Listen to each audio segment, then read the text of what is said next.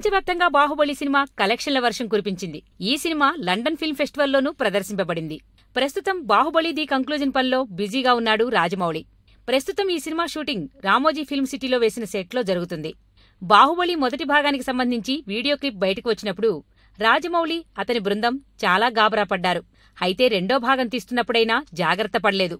సినిమాలోని అతి కీలకమైన సన్నివేశాలు, అందులో అమరేంద్ర బాహుబలి, దేవసేన మధ్య వచ్చే సీన్స్తో కలిపి ఫుటేజ్ బయటకు వచ్చేసింది. దాంతో మేల్కొన్న రాజమౌళి సెట్లో సెక్యూరిటీ విపరీతంగా పెంచేశాడు. కనీసం స్మార్ట్ ఫోన్లు, పెన్ డ్రైవ్లు, పర్సనల్ ల్యాప్టాప్లు కూడా అనుమతించటం లేదు. అసలు సెక్యూరిటీ దాటి ఒక చీమ కూడా తప్పించుకునే వీలు లేదు. అయితే శుక్రవారం రోజు అక్కడికి వెళ్లిన సుమ మాత్రం ఆ నిబంధనలు లెక్క చేయకుండా ఆ సెట్లో ఓ సెల్ఫీ తీసుకుందట. బాహుబలి సెట్కు వచ్చేవారెవరూ కెమెరాలు, సెల్ఫోన్లు తీసుకురాకూడదని, సెల్ఫీలు అసలు తీసుకోకూడదని జక్కన్న ఆర్డర్ వేసిన విషయం తెలిసిందే కదా. ఈ ఆర్డర్ను పట్టించుకోని సుమ అక్కడే సెల్ఫీ తీసుకుంది. దీంతో వెంటనే దేవసేన కోసం తయారుచేసిన జైల్లో పడిపోయింది. తనను విడిపించమని వేడుకుంది.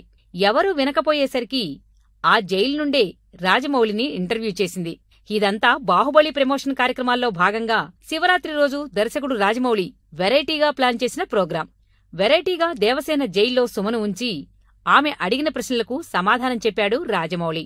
ఆ తర్వాత తన సినిమా ఆడియో ఫంక్షన్ ప్రోగ్రాంకు డబ్బులు తీసుకోకుండా హోస్టుగా వ్యవహరిస్తానని మాట ఇస్తేనే జైలు నుండి విడుదల చేస్తానని కండిషన్ పెట్టాడు. అందుకు సుమ అంగీకరించటంతో వెంటనే ఆమెను విడుదల చేసి ఇంటర్వ్యూ కంటిన్యూ చేశాడు.